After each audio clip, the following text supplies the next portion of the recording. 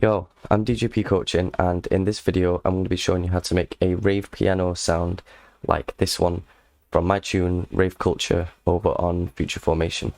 It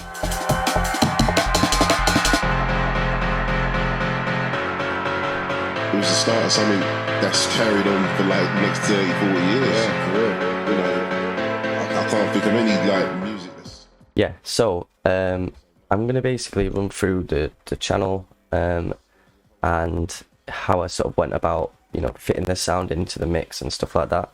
But first I just want to play it by itself so you can get a gist of what it sounds like isolated. Oops.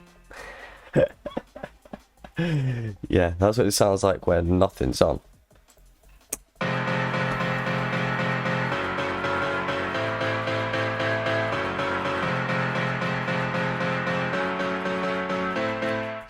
You get the idea. Right, so I'm going to just quickly run through how I made the sound.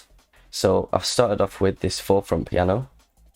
It's a free piano plugin as far as I'm aware. It's got no settings. It literally is a very, very, very basic.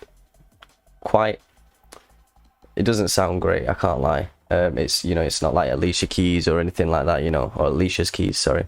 It's nothing like that. It's very sort of one-dimensional, old school sounding, and I think that's what I was trying to go for with this. I wanted it to sound almost like a, I don't know, like you're playing it off an old school keyboard or something like that. And then obviously that sounds like this.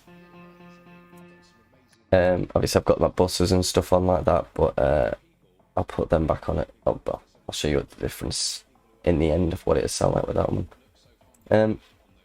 Yeah, so then we've got House 4 to go, which is it's a MIDI effect. If you go into MIDI effects and you go to chord, it should be there, House 4 to go. There's other stuff like scales as well, which is super useful.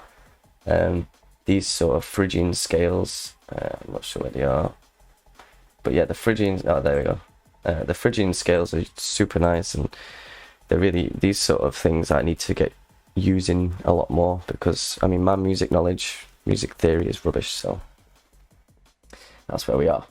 Yeah, so what you do is you drag it before the plugin you're using to create the sound. So you know, whatever it is, if it's a synthesizer or a like a contact, you know, sampler sort of thing, then you just drag it in before that. It actually won't go anywhere after, so you have to drag it in before that line. Yeah, and then that will basically change the MIDI that you're playing in these notes here. It will basically add extra notes based on these parameters here that you've added. And then following on from that, I've added an EQ, so it would sound like this. So I wanted a bit less mid-end, so a little low, like take out the low end, basically under 100 Hz. And sort of clean up the middle a little bit. There was a couple little bits where the harmonics sounded a little bit too boxy, I guess. And I wanted it to sound more tinny, more sort of in your face, clarity, that sort of thing. Yeah, so got that. And then following on from that, sounds like that. Then we go compressor. Usually I wouldn't do so much compression. Now I'd probably do it at like maybe -7 or something like that, or -6, and then duplicate it. But just for this case alone, I'm just going to use it how I did it in the track, so that you guys can see exactly how I've done it and no filter sort of thing. And then following on from that, we've got Isotope Trash 2. Very useful plugin, but I don't use it as much as I should really. The convolve sort of stuff is really good, and obviously this trash part here. Basically it's a multi-band distortion, which allows you to add distortion onto different EQ bands. So obviously here we've got 2000 Hz to 20,000 Hz, and I've not actually got anything on here, but the mids is, I've put an amp drainer on there, and I mean I've not really touched that at all. Yeah, I mean I'm not doing too much. I think I put it on there and just lowered the mix down to like 38, and that just adds a little bit more warmth in the mid to sort of add more harmonics back where we've missed out on these ones here where I've had to cut them out. So I'm basically trying to replace the harmonics that were there. in sort of a pseudo sense, I guess. And then yeah, that's pretty much it for 𝙀𝙀 Trash. I mean, there's barely any difference with it on or off. It's just very like I'll show you.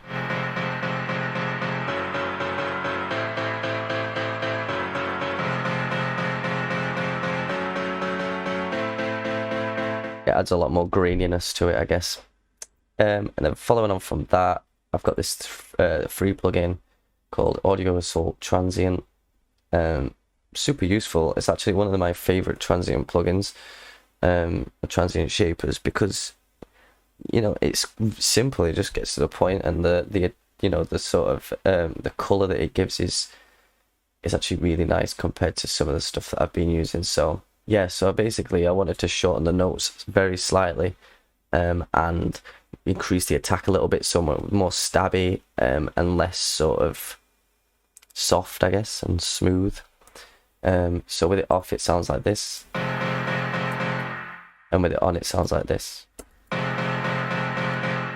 It's very subtle, super subtle. It's one of the things that you can only really feel, or you can only subconsciously sense.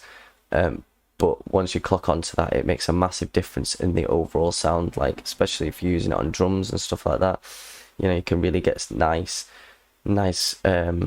extra punch and sort of get it to cut through a little bit easier, which is super useful, especially when you're making heavy bass music like this. Yeah, so following on from that, I've got a reverb here. Let me just take all these off. So this is what it sounds like without any of the buses. And then I put the 𝙈 effect on there, which you can check out a video of how I did that down below. And that's what this is what it sounds like after that. And then we pop a short piano reverb on there. Put it in a bit of a room, so we've got it really in my face with the 𝙈 effect. And then you've got it set back into a slightly small room with the short piano reverb. And then following on from that, you've got the long reverb, which sets it, sort of gives it a bit more depth really, and just lets it sit back in the mix.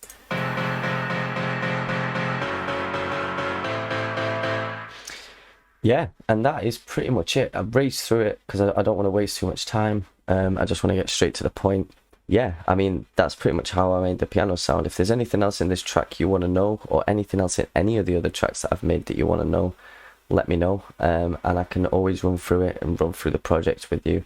I also do one-to-one teaching as DJP Coaching. I do like one-to-ones with people who want to learn like DJing or music production, predominantly bass music and predominantly on Ableton, but the stuff can be transferred elsewhere.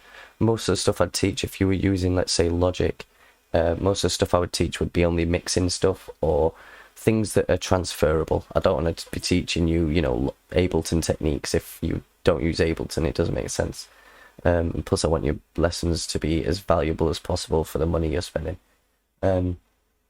Yeah, so lessons obviously start at £15 for the first hour, followed by 20 afterwards. I've had people come in, I mean, check the reviews, I've had a lot of people that I've never met before that are now, you know, really good friends. We're working together a lot, you know, we're keeping in touch, and we're even like meeting outside of lessons and sort of really like working together in the music industry, and that sort of stuff's great. It's really rewarding, and I love helping people. It all comes from my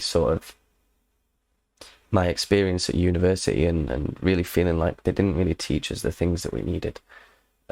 Especially for this sort of industry, there's nothing there for us. There's barely any support. There's barely any proper teaching. I mean, I was taught how to make a build up for a full hour, and we're all paying 34 quid an hour for this geezer to sit in front of us and teach us how to make a build up. And it wasn't a build up, it was a kick that would like be duplicated and speed up like a build up basically, but like with no other risers or any other sort of EQing or any bus work or anything like that. It was bullshit, to be honest.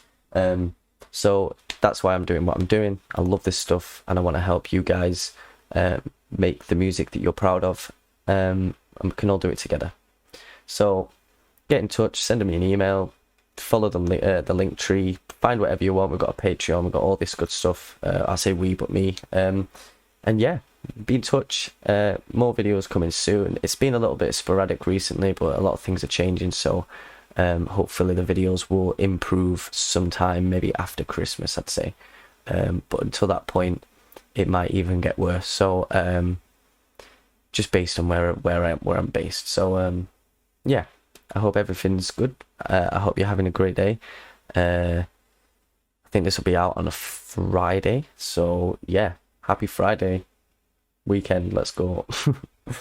Safe. I hope you enjoy the rest of your weekend. Adios. Much love. Bye bye.